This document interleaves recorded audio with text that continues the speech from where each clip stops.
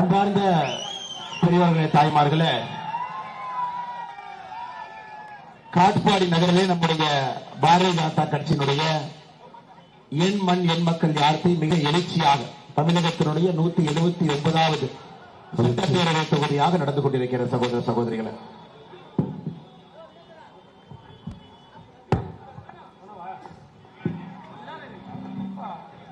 தமிழகத்தினுடைய 179வது சட்டப்பேரவை தொகுதியாக நடந்து கொண்டிருக்கிற சகோதர சகோதரிகளே, ஒரு எழுச்சியான இந்த யாத்திரையிலே ஆரம்பத்திலிருந்து கடைசி வரை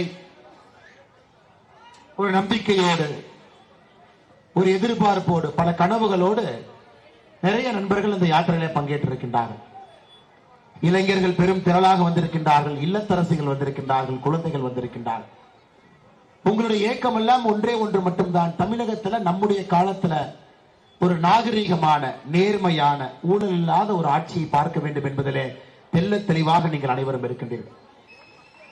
அது காட்பாடியில் உங்களுக்கு வேற வழியே இல்லை. காட்பாடியில் சுதந்திரம் கிடைத்த பிறகு அண்ணன் துரைமுருகன் அவரை மட்டும் பார்த்துட்டு இருக்கீங்க. காட்பாடி மக்களுக்கு ஒரு வழியே இல்லாம சுதந்திரம் கிடைத்த பிறகு ஒரே ஒரு எம்எல்ஏ அண்ணன் துரைமுருகன் அவர்கள் இங்க இருக்கின்றார். இதையெல்லாம் மாற்ற வேண்டும். நல்ல ஒரு சாமானிய மனிதர்களுடைய ஆட்சி வர வேண்டும் என்பது இங்க மட்டும் இல்லைங்க ஐயா. ஆரம்பத்தில் இருக்கக்கூடிய ராமேஸ்வரம் தொகுதியிலிருந்து 179வது தொகுதி வரை அனைத்து இடத்திலும் கூட மக்களுடைய எதிர்பார்ப்பு, இதை பொறுத்தவரை அனைவரும் ஒரே நேர்கோட்டு பாதையில் இருக்கின்றார். ஐயா, சாதாரண ஊர் இல்லைங்க ஐயா. சூரிய பகவானே இங்கே வந்து காட்பாடியில் இருக்கக்கூடிய அகத்தீஸ்வரர் கோயிலில் வழிபட்டார் என்று புராணம் சொல்கிறார். சூரிய பகவான் அந்த அளவுக்கு பழமையான ஒரு ஊராக இருந்திருக்கு. காங்கேய நல்லூரை பொறுத்தவரை இரண்டு முக்கியமான விஷயங்கள் ஐயா. முருகன் கோவில், காங்கேய நல்லூர் முருகன் கோவில். இன்னொன்று மிக மிக முக்கியமானது, நம்முடைய திருமுருக கிருபானந்த வாரியார் அவர்கள் பிறந்த ஊர். அதுவும் உங்களுடைய காட்பாடி பகுதியாக இருக்கு. காட்பாடி என்றால் ரயில்வே ஜங்ஷன். சமீபத்தில் ஐயா போன ஆண்டு 2023 மே மாதத்துல காட்பாடி ரயில் நிலையத்தினுடைய மறுசீரமைப்புக்காக நம்முடைய பாரத பிரதமர் நரேந்திர மோடி அவர்கள் 365 கோடி ரூபாய் ஒதுக்கி இருக்கிறார். இந்தியாவிலே ஒரு ரயில் நிலையத்தினுடைய மறுசீரமைப்புக்கு ஒதுக்கப்பட்ட பணம் இதை விட அதிகமாக எங்கேயும் ஒதுக்கப்படலைங்க ஐயா. ஒரு இருக்கிற ஒரு ரயில்வே ஸ்டேஷனை 30,000 சதுர மீட்டர் பரப்பளவுல இன்னும் புது பொலிவோடு மக்களுக்கு தேவையான எல்லா வசதிகளும் அங்கே இருக்க வேண்டும். தமிழகத்தினுடைய முக்கியமான ஜங்ஷன் பாயிண்டாக இருக்கக்கூடிய காட்பாடிக்கு 365 கோடி ரூபாய் நிதி ஒதுக்கி அதற்கான வேலைகளும் கூட நடந்து கொண்டிருக்கிற சகோதர சகோதரிகள். நாம் வேலையை முடித்த பிறகு அதுக்கு என்ன பேர் வைப்பாங்க ஐயா? நரேந்திர மோடி ரயில்வே நிலையம் வைக்க மாட்டோம். அடல் பிகாரி வாஜ்பேயி ரயில்வே நிலையம் வைக்க மாட்டோம். முடித்த பிறகு நாம் வைக்கிற போற பேரும் காட்பாடி ரயில்வே ஜங்ஷன் என்றுதான் அந்த பேர் இருக்கும் ஐயா. இதுதான் அடிப்படையில் பாரதிய ஜனதா கட்சிக்கும் திராவிட முன்னேற்ற கழகத்துக்கும் இருக்கக்கூடிய அடிப்படை வித்தியாசம். இதே மாநில அரசனுடைய நிதியா இருந்தா அண்ணன் துரைமுருகன் அவர்கள் அவருடைய தந்தையார் பேரை வச்சிருப்பார், யாரும் கேட்கலனா. இல்லாட்டி தமிழ்நாட்டில் பட்டி தொட்டி எல்லாம் தடுக்கி விழுந்தீங்கன்னா கலைஞர் கருணாநிதி ஐயாவுடைய பேர் இருக்கு, அந்த பெயரை வைத்திருப்பார் ஐயா. அடிப்படையிலே நம்முடைய அரசியல் என்பது நாகரிகமான சாமானியர்களை சார்ந்த அரசியல். அதற்கு 10 ஆண்டுகளாக நம்முடைய ஆட்சியை ஒரு சாட்சிங்க ஐயா. நான் கிருபானந்த வாரியார் ஐயாவை பத்தி பேசினங்க ஐயா. காங்கேய நல்லூர்ல பிறந்தாங்க.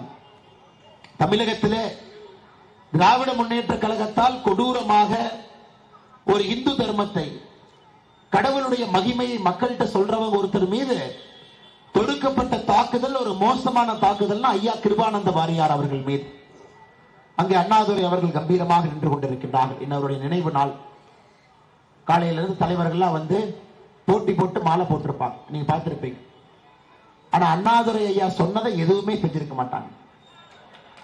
எதுவுமே செய்ய மாட்டாங்க. போட்டி போட்டுக்கொண்டு நான் முதல்லையா, 7 மணிக்கு நானா, 7:30 மணிக்கு நானா. கட்சிகள் பேரே தமிழ்நாட்டில் பார்த்தீங்கன்னா ஒரு கட்சியை அண்ணா அவர்கள் துவங்கினார், இன்னொரு கட்சி அண்ணா அவர்களுடைய பேர்ல இருக்கு.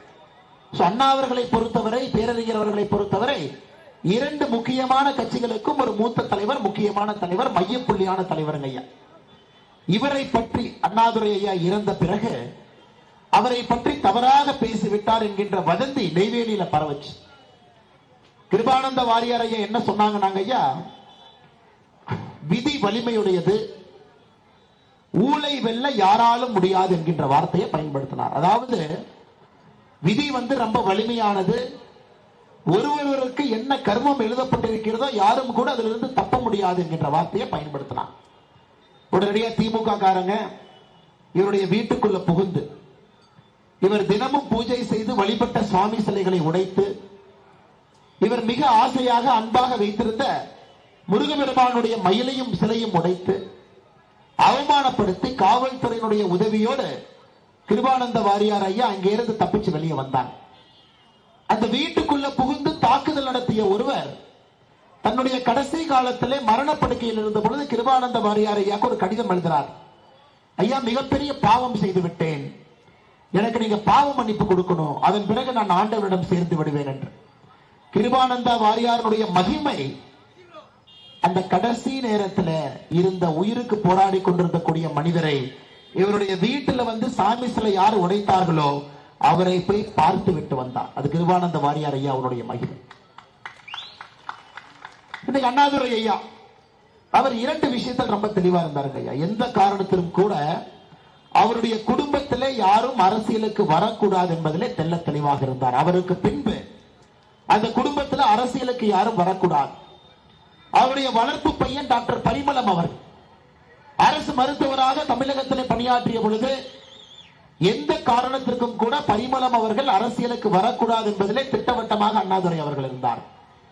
அதன் பிறகு பரிமளம் அவர்கள் 2008ஆம் ஆண்டு அரசு மருத்துவமனையிலே மருத்துவராக பணி ஓய்வு பெற்ற பிறகு கேன்சர் நோயால் அவதிப்பட்டார். அதாவது அண்ணாதுரை ஐயாவுடைய வளர்ப்பு மகன் டாக்டர் பரிமளம் ஹாஸ்பிட்டல்ல போய் சிகிச்சை எடுத்தார்.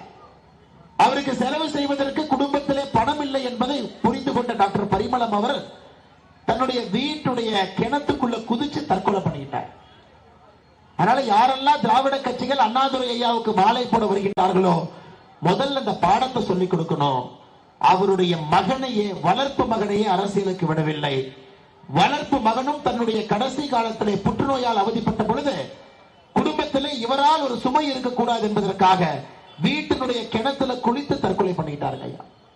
இன்னைக்கு டாக்டர் பரிமளம் அவர்களுடைய மகள் வயிற்று பேத்தி பிரித்திகா ராணி அவர்கள் 2009 சிவில் சர்வீஸ் பரீட்சையில ஆல் இந்தியா ரேங்க் 171 வாங்கி இந்தியன் ஃபாரின் சர்வீஸ் ஆபீசராக நம்முடைய நாட்டிற்கு இவருடைய பேத்தி பாடுபட்டுக் கொண்டிருக்கிறார்கள். கொள்ளு பேத்தி. இதனாலதான் பல டைம் நான் உதயநிதி ஸ்டாலின் சொல்லுவேன், அண்ணே அப்படியே ஒரு குரூப் 4 பரீட்சையை பாஸ் பண்ணீங்கன்னா கொஞ்சம் நல்லா இருக்கும்.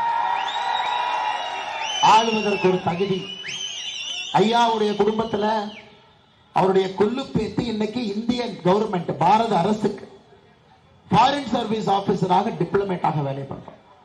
இது அண்ணாதுரை அவர்கள் மிக மிக தெளிவாக இருந்தார். அவருடைய குடும்பத்திலிருந்து அரசியலுக்கு யாரும் வரக்கூடாது. ஆனா இவருடைய சமகாலத்துல இவருக்கு பின்பு முதலமைச்சராக வந்த கலைஞர் கருணாநிதி ஐயாவை பாருங்க. அவரு அதுக்கு அடுத்த தலைமுறை, அதுக்கு அடுத்த தலைமுறை, நான்காவது தலைவர் ட்ரெய்லர் போட்டாங்க சேலம் மாநாட்டில் பார்த்தேன். இன்பநிதி ஸ்டாலினை சேலத்தில் இருக்கக்கூடிய இளைஞரணி மாநாட்டிலே அறிமுகம் செய்து வைத்தார். ஒரே குடும்பம் தமிழகத்தை சூறையாடி கொண்டிருக்கிறது.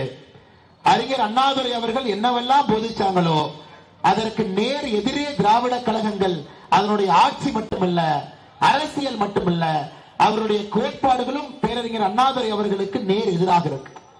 ஆனா வெக்கமே இல்லாம இன்னைக்கு முதல் நாளா மாலையை போட்டு போவாங்க. இரண்டாவது அண்ணாதுரை அவர்கள் மிக தெளிவாக சொன்னது, சாராயத்திலிருந்து வரக்கூடிய வருமானம் என்பது, ஒரு சாராயத்தை வித்து அதன் மூலமாக அரசுக்கு வரக்கூடிய வருமானம் என்பது ஒரு தொழுநோய் கையில் இருக்கக்கூடிய வெண்ணெய்க்கு சமம். எந்த காரணத்திற்கும் அந்த வெண்ணெய் எனக்கு வேண்டாம். அதே போல மதுவிலிருந்து வரக்கூடிய வருமானம் என்பது அரசுக்கு வேண்டாம்.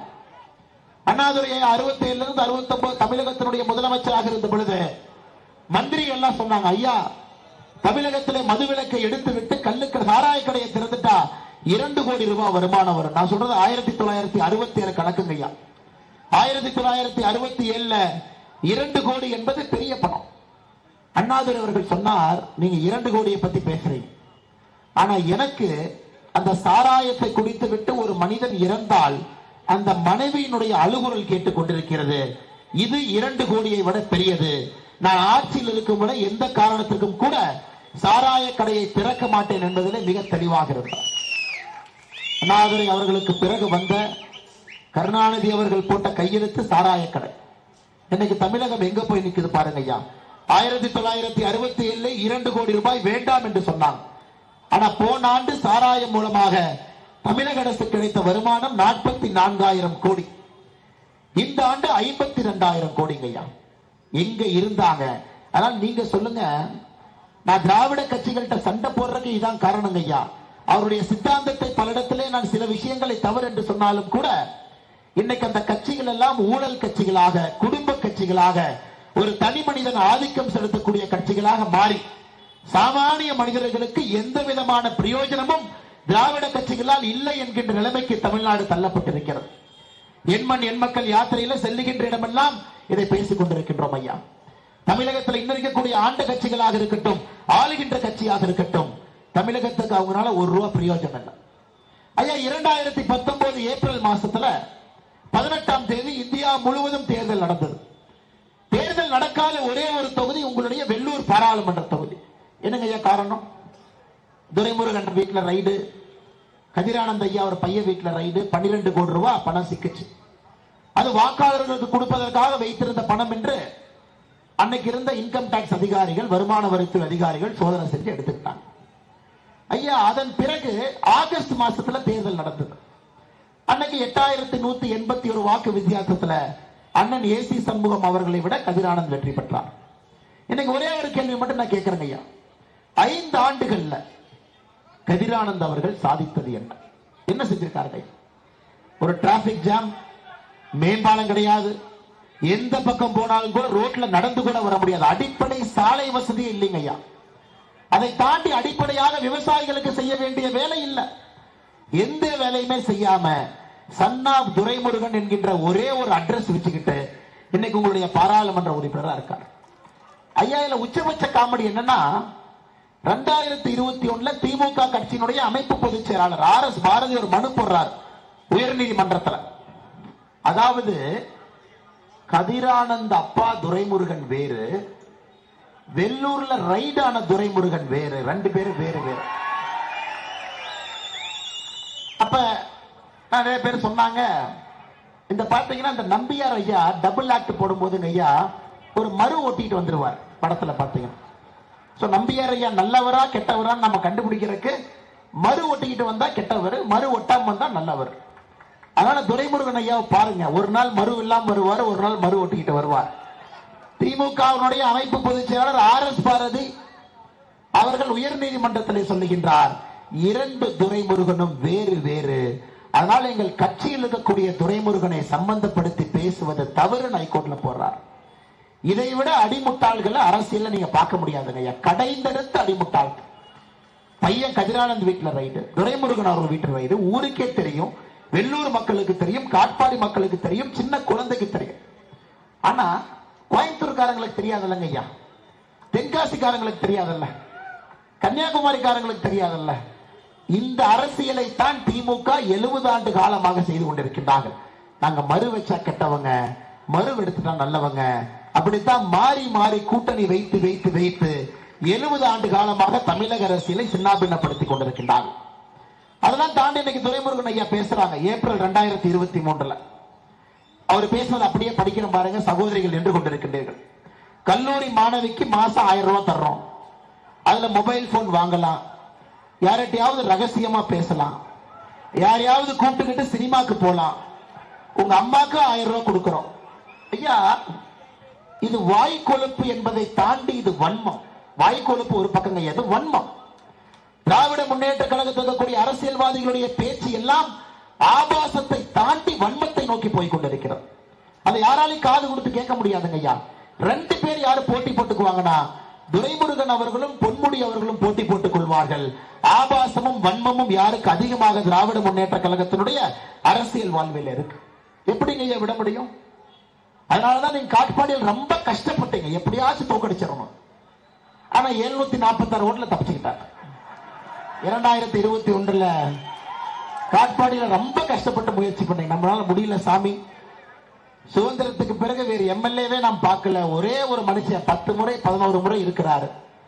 ஒரே ஒருக்கா சகோதரி கலைச்செல்வி அவரிடம் தோற்றிருப்பதாக நான் அறிகின்றேன், ஒரே ஒரு முறை. ஆனா இந்த முறை நீங்க தலைகீழா நின்று பார்த்தீங்க, 746 ஓட்டு வித்தியாசம் தப்பிச்சுக்கிட்டாருங்க ஐயா. எனக்கு நம்பிக்கை இருக்கிறது, அடுத்த முறை இது நடக்காது என்கின்ற நம்பிக்கை இருக்குதுங்க ஐயா. நல்ல மனிதர்களை, காட்பாடியினுடைய வளர்ச்சி, வெள்ளூர் மாவட்டத்தினுடைய வளர்ச்சி ஐயா ஒண்ணு இல்ல. ஒரு கவர்மெண்ட் சுவர்ல நீங்க ஒரு வால் பெயிண்டிங் எழுதினா கூட துரைமுருகன் கிட்ட அனுமதி வாங்கி தான் வால் பெயிண்டிங் எடுக்கணும். ஏன்னா அவர் என்ன சொல்லுவாருன்னா, அவரு காலத்துல மந்திரியாக இருக்கும் பொழுது கட்டினது, அப்ப திமுக சொந்தம். தனியா எங்கேயாச்சும் பார்த்திருக்கீங்களா? அப்ப திமுக காலத்துல ரோடு போட்டோம்னா திமுகவுக்கு சொந்தம். எப்ப உங்களுக்கு புரிய வைக்கிறது? இதெல்லாம் மக்கள் வரிப்பணம். எப்ப ஐயா புரிய வைக்கிறது? மக்களுடைய வரிப்பணத்துல பாலம் கட்டுறீங்க, மக்களுடைய வரிப்பணத்துல ரோடு போடுறீங்க, எப்ப நாம புரிய வைக்கிறது ஐயா? ஐயா இன்னைக்கு துரைமுருகன் அவர்கள் நீர்வளத்துறை அமைச்சர். அவருடைய சாதனையை பாருங்க ஐயா. அவர் நீர்வளத்துறை அமைச்சராக வந்த பிறகு கர்நாடகாவில் மேகதாத்துவில் காங்கிரஸ்காரன் டேம் கட்ட ஆரம்பிச்சுட்டான். அதுக்கான வேலைக்கெல்லாம் இறங்கிட்டான். ஒரு 4 கொத்தனாரை கூட்டிட்டு கேரளாக்கு போனார் அவர். நான் கேட்டேன், எதுக்கு 4 கொத்தனாரை கூட்டிட்டு போறீங்க?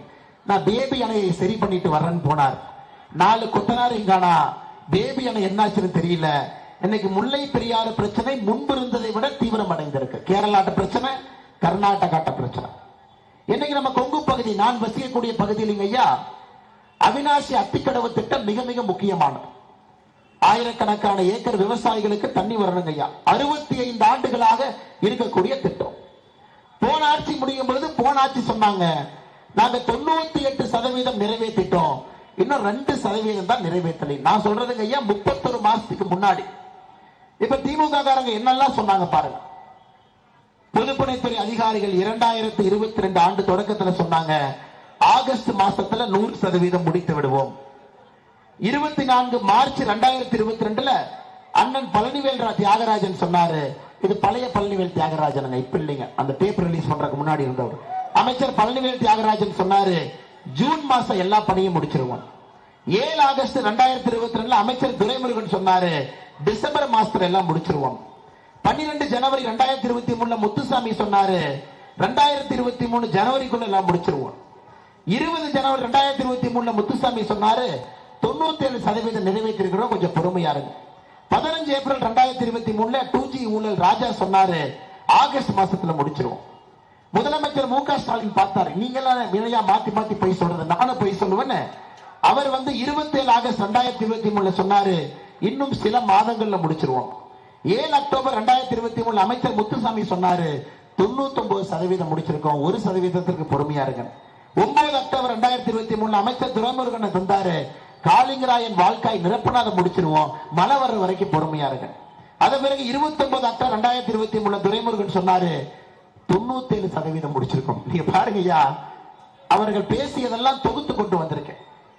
98% 99 போச்சு. 6 மாசம் கழிச்சு 99 97 வந்துச்சு. ஒரு அமைச்சர் ஒரு கணக்கு. துரைமுருகன் சொன்னதுக்கு அப்புறம் முத்துசாமி என்ன சொன்னாரு, 9 நவம்பர் 2023 97% இவர் சொன்னாரு, மறுபடியும் 99% முடிச்சிருக்க முத்துசாமி. 6 டிசம்பர் 2023 துரைமுருகன் சொன்னாரு, மறுபடியும் 97% முடிச்சிருக்கோம். ஐயா ஒரு உதாரணம் தமிழகத்தினுடைய ஆட்சி எப்படி நடக்குது, பொதுப்பணித்துறையை பொறுத்த வரைக்கும் எப்படி இருக்கு, தமிழ்நாட்டினுடைய விவசாயிகளுக்கு இருக்கக்கூடிய முக்கிய பிரச்சனையை ஒரு அரசு எப்படி அணுகுறாங்க, இவர்களை பொறுத்தவரை இவர்கள் ஆட்சியாளர் இல்லைங்க, இவங்க காமெடி பீஸ். வாய்க்கு வந்ததை பத்திரிகையாளர் மைக்க நீட்டினாங்கன்னா வாய்க்கு வந்ததை பேசுவான். சென்னைக்கு இதேதான் நடந்தது.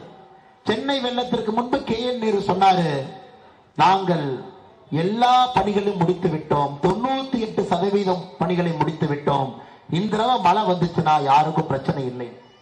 அடுத்து மா சுப்பிரமணியன் வந்தார், ஆனா மழை வந்தா பிரச்சனை இல்லையான. மா சுப்பிரமணியம் சொன்னார், இந்த முறை சென்னையிலே வெள்ளம் வந்தால் அது கண்ணீர் வெள்ளமாக மட்டும்தான் இருக்கும். அப்படிப்பட்ட ஆட்சி திராவிட மாடல் ஆட்சி. ஏங்க கண்ணீர் வெள்ளமாக வந்துச்சு? சென்னைக்காரங்க நீங்க போட் ஆர்டர் பண்ற கியூ கட்டி நின்று இருக்கிறாங்க. 2 வீலர்லாம் சென்னைக்காரங்களுக்கு வேண்டாம், போட் வாங்குறாங்க. எல்லாம் இனி போட் வாங்கிட்டு தான் சென்னையில ஓட்ட முடியும். அதன் பிறகு KN நேரு வந்து சொன்னார், இல்லைங்க 98% முடியல, 42% தான் முடிச்சிருக்கிறோம், பொறுமையா இருக்கு. இது போன்ற கோமாளித்தனமான அரசை நீங்கள் எங்கேயும் பார்த்திருப்பதற்கு வாய்ப்பு இல்லை. தென்காசியில, தூத்துக்குடியில, திருநெல்வேலியில மழை வந்தாங்க ஐயா, மேயர் சேலத்தில் இருப்பார். இந்த கவுண்டமணி ஒரு ஜோக் சொல்லுவார், அப்படியே வந்து ஒரு பதில் சொல்லுவான் பாரு, அப்படியே ஆச்சரியப்பட்டு நின்றுவேன் அப்படின்னு. திருநெல்வேலி மேயரை பார்த்து இங்க இருக்கியா நிக்கல, மழை அங்க பெய்யுதுன்னா, இல்லைங்கன்னா சேலத்துல இளைஞரணி மாநாட்டுக்கு பந்தல் போட வந்தேன், அந்த ஊர்ல மழை பெய்யும். அந்த பார்வையிட போகின்ற முதலமைச்சர் எங்க இருக்காருன்னா, டெல்லியில போய் இந்தி கூட்டணி மீட்டிங்ல அவரு உட்கார்ந்திருப்பார். யாருதாயா போய் காப்பாற்றுறதுன்னா உதயநிதி ஸ்டாலின் போவார். உனக்கு என்னையா தகுதினா, நான் ஒரு சினிமா டைரக்டரை கூட்டிட்டு போய் நான் பார்ப்பனவங்க போவாங்க. ஐயா, இது போன்ற ஒரு மோசமான, ஒரு கோமாளித்தனமான ஆட்சியை தமிழகத்தினுடைய வரலாற்றுல 1950 இருந்து பார்த்தது இல்லைங்க ஐயா. இதை விட இன்னொரு காமெடியை பாருங்க. முதலமைச்சர் அவர்கள் துபாய்க்கு போனார். நான் சொன்னேன், எதுக்கு துபாய்க்கு போறீங்க? இல்ல, நிதி வாங்கிட்டு வரோம். சரி, வாங்கிட்டு வாங்க. எவ்வளவு வாங்கிட்டு வர்றீங்க? 6000 கோடி வாங்கிட்டு வரோம். சரி, எப்ப வருதுன்னு. இந்த கவுண்டமணி மாதிரி, அந்த கவுண்டமணி செந்தில் ஒரு 2 வாழைப்பழம், ஒரு வாழைப்பழம் இங்க இருக்கு, இன்னொரு வாழைப்பழம் எங்க இருக்குங்கிற மாதிரி, அது இன்னைக்கு வரும், நாளைக்கு வரும். நாங்க ஐயா, அவர் துபாய்க்கு போயிட்டு விட்டு 2 வருஷம் முடிஞ்சதுங்க ஐயா. அவர் துபாயில டீ குடிச்சா 6 ரூபாய் இன்னும் வரல. 6000 கோடியை நீங்க மறந்துடுங்க. 6 ரூபாய் இதுவரை தமிழகத்திற்கு துபாய்க்கு போனா பணம் வரல. 2வது சிங்கப்பூருக்கு போனார், ஜப்பானுக்கு போனார். எதுக்கு சிங்கப்பூருக்கு போறீங்க?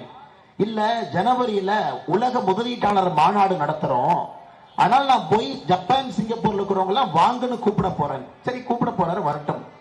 உலக முதலீட்டாளர் மாநாடு முடிஞ்சிருச்சு. இதுக்கு தான் 2 வருஷமா வேலை செஞ்சாங்க.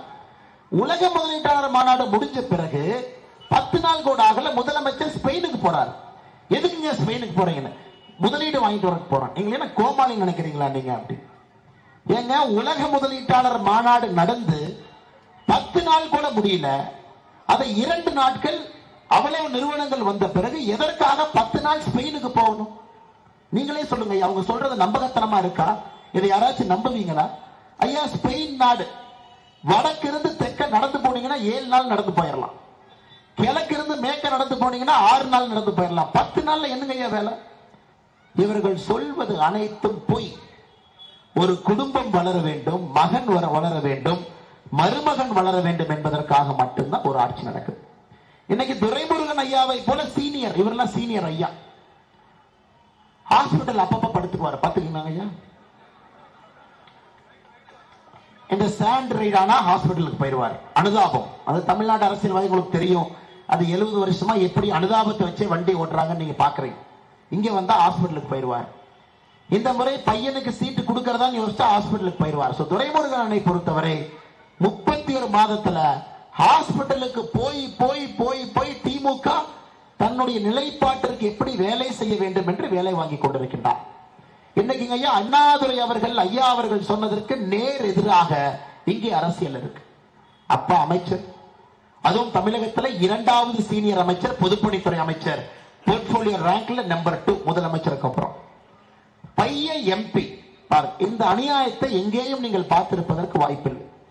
ஆனால் சகோதர சகோதரியா, நீங்க திமுக இருந்தாலும் சரி, நீங்க வேறொரு கட்சியில் இருந்தாலும் சரி, அண்ணாதுரை அவர்களுடைய கொள்கையை நீங்க பின்பற்றீங்கன்னா திமுகவையும் வேறு திராவிட கட்சிகளையும் நீங்கள் வீட்டுக்கு அனுப்ப வேண்டிய நேரம் இது. அவருக்கு நேர் எதிராக இன்னைக்கு அரசியல் நடந்து கொண்டிருக்க. நேர் எதிராக சாராய பணம், லஞ்ச பணம், ஊழல் பணம், குடும்ப ஆட்சி, ஒரு தலைமுறை அல்ல, 2 தலைமுறை அல்ல, 3 தலைமுறை அல்ல, 4வது தலைமுறை என்று கொண்டிருக்கின்றார். அதனால்தான் சகோதர சகோதரிகளே, காட்பாடியில் இந்த வார்த்தை சொல்ல வேண்டும். கிருபானந்த வாரியார் அவர்களுக்கு நடந்த தாக்குதல் ஒரு சனாதன தர்மத்தினுடைய மகிமையை உலகம் முழுவதும் குழந்தை முருகனை போல அற்புதமாக பாடி அந்த மனிதனுக்கு கடைசி காலத்தில் ஏற்பட்ட இழுக்கு, அதை தாண்டி இன்னைக்கு காட்பாடியில இத்தனை ஆண்டுகளாக ஒரே மனிதருக்கு வாக்களித்து வாக்களித்து வாக்களித்து மிகப்பெரிய பொறுப்புக்கு அவர்கள் விளந்தார்கள், குடும்பம் விளந்ததோ தவிர காட்பாடி அப்படியே தாங்க ஐயா இருக்கு.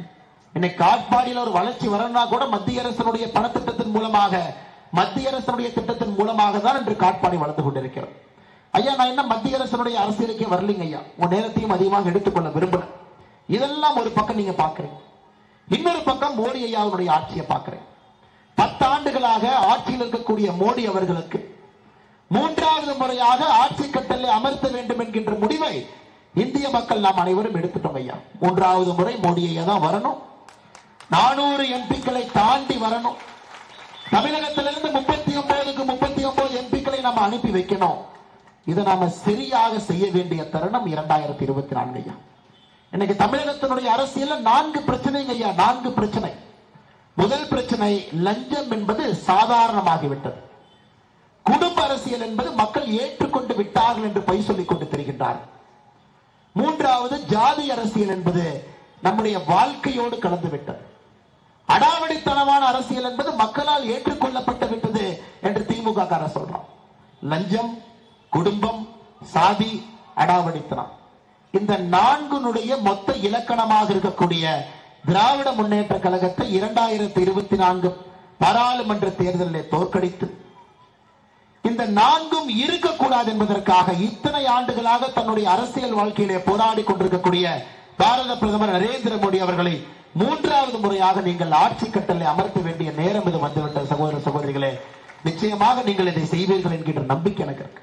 இன்னைக்கு அந்த எழுச்சியை பார்க்கும் போது ஐயா, எல்லாரும் உங்களுடைய நேரத்தை ஒத்தி வைத்து விட்டு இந்த யாத்திரைகளை பங்கெடுத்து உங்களுடைய யாத்திரை தமிழகத்தினுடைய அரசியல் மாற்றத்திற்கான யாத்திரை, உங்களுடைய குழந்தைகள் ஒரு வளர்ந்த நாட்டிலே இருக்க வேண்டும் என்பதற்கான யாத்திரை, அதையெல்லாம் தாண்டி ஒரு நாகரிகமான அரசியல் தமிழகத்திற்கு வர வேண்டும் என்று நினைக்கக்கூடிய யாத்திரை. இந்த யாத்திரை உங்களுடைய யாத்திரை. இந்த யாத்திரையினுடைய கதாநாயகர் நீங்க தாங்க ஐயா. நான் சும்மா நடந்து வர்றேன். நான் 6 மாசமா நடந்துகிட்டு இருக்கிறேங்க ஐயா. ஒரு ஊரா போயிட்டு இருக்கிறேன். நான் ஒரு முகம் மட்டும்தான். ஆனால் இந்த யாத்திரையினுடைய கதாநாயகர்கள் யார் என்றால் தமிழக மக்கள். இந்த யாத்திரை நடத்தப்படுவதே உங்களுக்காக. ஒரு புதிய தமிழகத்தை, வலிமையான தமிழகத்தை, ஒரு அற்புதமான பாரதத்தில் இருக்கக்கூடிய ஒளிபடைத்த தமிழகத்தை உருவாக்குவதற்காக நாங்கள் எடுத்துக்கக்கூடிய வேள்வி. இந்த வேள்வியிலே நீங்களும் பங்கெடுத்து எங்களோடு ஆரம்பத்திலிருந்து கடைசி வரை நின்று கொண்டிருக்கின்றீர்கள்.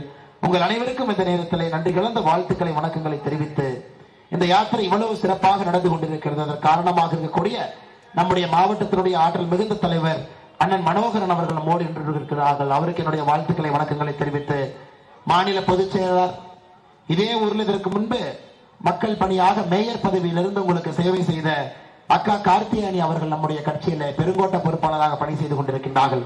அவருக்கு என்னுடைய வாழ்த்துக்களை, வணக்கங்களை தெரிவித்து மாநிலத்தினுடைய துணைத் தலைவர், இந்த மாவட்டத்துறை சார்ந்தவர், யாத்திரையினுடைய பொறுப்பாளர் அண்ணன் KS நரேந்திரன் அவர்களுக்கு என்னுடைய நன்றிகளை தெரிவித்து, அரக்கோணம் பாராளுமன்றத்துடைய பொறுப்பாளர் அண்ணன் ரவிச்சந்திரன் அவர்கள் நன்றிகளை தெரிவித்து, முன்னாள் மாவட்ட தலைவர் பாபு அவர்கள் நன்றிகளை தெரிவித்து, மாநில செயற்குழு உறுப்பினர் அண்ணன் தசரதன் அவர்கள், மாவட்ட பொதுச் செயலாளர் ஜெகநாதன் அவர்கள், மாவட்ட பொதுச் செயலாளர் மகேஷ்குமார் அவர்கள், மாவட்ட பொருளாளர் தீபக் அவர்கள், மாநில விவசாய அணியினுடைய திட்ட பொறுப்பாளர் குமரகுரு அவர்கள், மாநில அரசு தொடர்பு பிரிவினுடைய செயலாளர் சங்கர் அவர்கள், மிக முக்கியமாக நம்முடைய இரும்பு மனிதர்களாக இருக்கக்கூடிய ஒன்றிய தலைவர்கள் காட்பாடி கிழக்கு நரசிம்மன் அவர்கள், காட்பாடி மேற்கு ராதாகிருஷ்ணன் அவர்கள், காட்பாடி வடக்கு யுவராஜ் அவர்கள், காட்பாடி தெற்கு சுரேஷ் அவர்கள், மாவட்ட இளைஞரணியினுடைய செயலாளர் அருமை சகோதரர் விக்னேஷ் அவர்கள், மேடையில் இருக்கக்கூடிய எல்லா தலைவர்கள், நம்முடைய பத்திரிகை நண்பர்கள், நமக்கு பாதுகாப்பு அளித்த இந்த யாத்திரை முழுக்கமாக சென்று கொண்டிருக்கிறது என்றால் அதற்கு முக்கிய காரணமாக இருக்கக்கூடிய நம்முடைய காவிரித்துறையினுடைய சகோதர சகோதரிகள், இங்கு வந்திருக்கக்கூடிய எல்லா பொதுமக்கள், இளைஞர்கள்,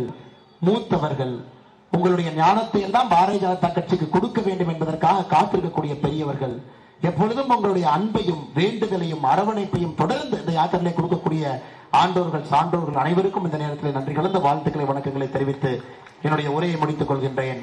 நன்றி, வணக்கம். பாரத் மாதா கி, பாரத அன்னையின் புகழ்.